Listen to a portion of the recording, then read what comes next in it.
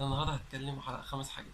الحاجة الأولى وهي النصيحة، إزاي نقدر ننصح اللي قدامنا بطريقة كويسة، وإن هو ما ينفرش مننا ولا يبعد عننا ويتقبل مننا النصيحة. طيب هو إحنا إزاي ننصح؟ تعالوا نتعلم من الرسول صلى الله عليه وسلم لما كان بينصح الصحابة على أيامه. أحكي لكم موقف كده. كان مع أحد صحابي، كان صحابي صغير، كان عمره 16 سنة، في سن المراهقة تقريبا. فهو كان طالع هو والرسول صلى الله عليه وسلم، كانوا طالعين الحج.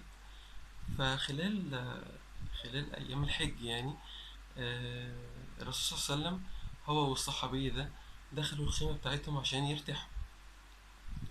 فالصحابي قرر ان هو قبل صلاة الفجر ان هو يخرج ويشوف الناس اللي بره بيعملوا ايه. فهو خارج في طريقه لقى مجموعة من الستات قاعدين بيهزروا ويضحكوا ويتكلموا مع بعض. فهو لسه سنه صغير، فقرر ان هو يقعد معاهم. فقعد يضحك ويهزر. فهو بيضحك ويهزر، خرج الرسول صلى الله عليه وسلم عشان يروح يصلي صلاة الفجر. فلقى الصحابي قاعد آه، وسط الستات. هو الصحابي اسمه عمرو بن شريح. آه، فتخيلوا كده لما الرسول صلى الله عليه وسلم يشوف الصحابي ده قاعد وسط الستات، هينصحه ازاي ولا هيقول له ايه؟ هل هيقول له انت ايه اللي قعدك هنا؟ قوم روح صلي الفجر، او عيب ان انت عملت ده، او ده غلط زي ما بعضنا بيعمل الحاجات دي اليومين دول؟ لا، الرسول صلى الله عليه وسلم راح وسط الناس اللي قاعدة وقال له انت ايه بتعمل ايه هنا؟ فهو طبعا مش معقول هيقول للرسول صلى الله عليه وسلم انا قاعد بتكلم معاه. فيقوم قايل للرسول انا كنت خارج آه، بدور على العقال بتاع البعير. العقال اللي احنا بيمشوا بيه بتاع البعير، هو بيقول ان هو ضاع منه، فانا بدور عليه. فيقوم الرسول صلى الله عليه وسلم عارف ان هو مش بيقول الحقيقة، ولكن عايز ينصحه ويعلمه ازاي ما تكدبش، وازاي اعرف اوصلك المعلومة اللي انا عايزها بطريقة صح من غير ما ازهقك مني او من غير ما تنفر مني. فيقوم الرسول صلى الله عليه وسلم سايبه ورايح يصلي صلاة الفجر، وعارف ان هو هيجي وراه. فيقوم الصحابي فعلا مكسوف جدا، وازاي كده مع الرسول وازاي ما قالش الحقيقة. فيقوم رايح يصلي صلاة الفجر مع الرسول صلى الله عليه وسلم، ويتوقع ان الرسول هيعاتبه بينه وبينه يعني بعد صلاة الفجر. فبعد صلاة الفجر ما حصلش اي حاجة، الرسول خلص وراح السكن بتاعه، المكان اللي هما بيقعدوا فيه، وخلاص يعني. فيقوم الرسول صلى الله عليه وسلم يقابله في صلاة الظهر، ويقول له بعد صلاة الظهر يعني يقول له هو فين العقال بتاعك لقيته؟ فيقوم الصحابي يقول له لسه يا رسول الله يعني. هو الصحابي مش عارف يعمل ايه، يقول له الحقيقة ولا يفضل مستمر في الكذبة؟ فيفضل الرسول صلى الله عليه وسلم عشان يقول لك ازاي ان انت تعرف تنصح اللي قدامك بطريقة كويسة وما تزهقش. لا، الرسول صلى الله عليه وسلم فضل 4 أيام على مدار 5 صلوات، بعد كل صلاة يسأل الصحابي هل لقيت العقال بتاعك؟ هل لقيت العقال بتاعك؟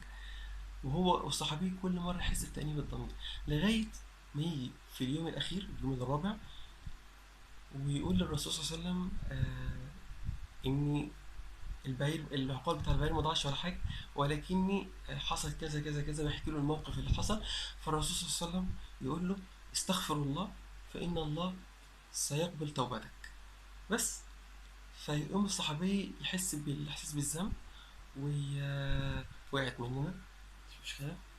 يقوم يحس إحساس بالذنب ما يعملش الغلط ده تاني. طيب الحاجة التانية وهي التحلي بالصبر. اليومين دول الجو حر جدا عندنا في مصر، ومفيش حد بيستحمل حد. تيجي تركب الميكروباص تلاقي اتنين في امان الله مش اي حاجه خالص، تلاقيهم بيتخانقوا مع بعض. تيجي انت نازل من البيت تقابل اخوك او اختك، فتلاقيك شديت معاهم واتخانقت بسبب الحر. تيجي زوجتك تتكلم معاها في اي حاجه صغيره تلاقيك اتخانقت، وقعدتوا تتخانقوا مع بعض والخناقه كبرت بسبب حاجه صغيره جدا، ولكن بسبب الحر، او ان احنا ما عندناش صبر او مش قادرين نتحمل الاخر.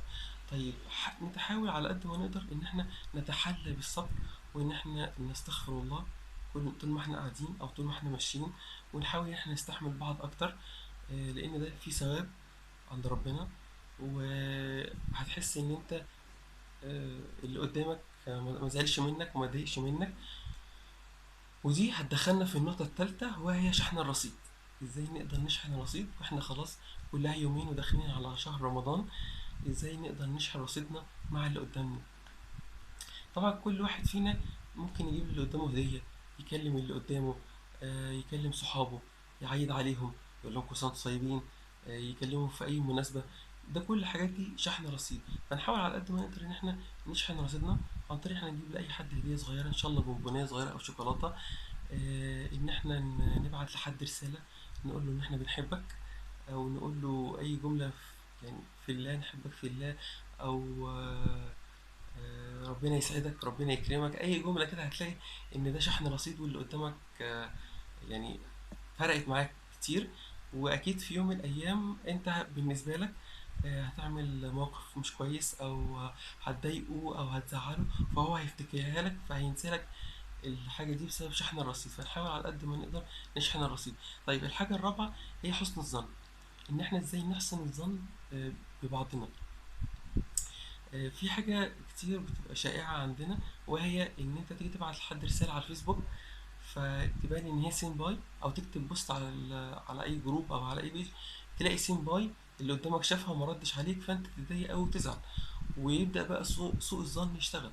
وايه ده فلان ما ردش عليا، تلاقيه زعلان مني، اصل هو متكبر عليا. وممكن في الاخر يكون الموبايل علق، او هو في المواصلات ما عرفش يشوفها، او اللي فتحت بالصدفه الرساله، وتلاقيه في اخر اليوم رد عليك. فانت تقول ايه ده، هو انا ازاي اسأت الظن بيه؟ هو انا ازاي عملت كده في نفسي؟ المفروض احسن الظن بيه. فنحاول على قد ما نقدر نحسن الظن باللي قدامنا، ونتاكد من الاول هو ايه السبب اللي حصل للموقف ده، علشان ما نسيش الظن وخلاص. وان احنا دايما نبادر بحسن الظن عشان ما نخسرش اللي قدامنا. طيب الحاجه الاخيره اللي احنا هنتكلم عنها النهارده وهي اعلان الحب. اعلان الحب، اعلنوا ان انتوا بتحبوا بعض. لو في بنت بتحب بنت جدا، روح قولي لها، روح قولي لها ان انت بحبك في الله قوي، وربنا يجمعنا مع بعض في الجنه. لو في ولد بيحب زميله جدا وهو صديقه وقريب منه، روح قول له اني احبك في الله، ويا رب يجمعني بيك في الجنة، أو أحبك في الله ويعني ربنا يجمعنا في تحت ظل عرشه، اتنين تجمعوا في حب الله يعني. فإعلان الحب مش بين واحد واحدة، مش بين زوج وزوجته، مش بين واحد وخطيبته، مش بين أخ وأخته، لا، الحب بين كل الناس، بين الإخوات والأصدقاء والزمايل، وبين كل الناس. اعلنوا الحب قبل فوات الأوان، قبل ما يجي وقت ما نلاقيش اللي قدامنا فما نعرفش نقول له ان احنا كنا بنحب وان احنا كنا بنعزك جدا. آه، تقريبا دي 4 أو 5 حاجات، هي النصيحة والتحلي بالصبر وحسن الظن وإعلان الحب وشحن الرصيد. دول 5 حاجات حاولت أختصرهم كده عشان أقول رسالتي النهاردة. الحاجة الأخيرة، كل سنة وانتم طيبين، رمضان خلاص إن شاء الله بعد بكرة أو بكرة، فكل سنة وانتم طيبين. وبكرة اللي هو الليلة اللي قبل رمضان هي أول صلاة في صلاة التراويح. حاول كل واحد يحافظ عليها، لأن احنا مش عارفين اللي جاي في رمضان ايه، كل واحد هيحصل له ايه، هل هنبقى موجودين ولا لأ، فالله أعلم. فنحاول بكرة إن شاء الله نصلي التراويح على قد ما نقدر يعني، ولو ركعتين أو 4، ونحاول ندعي لبعض بظهر الغيب، أكيد هنكسب ثواب كبير جدا.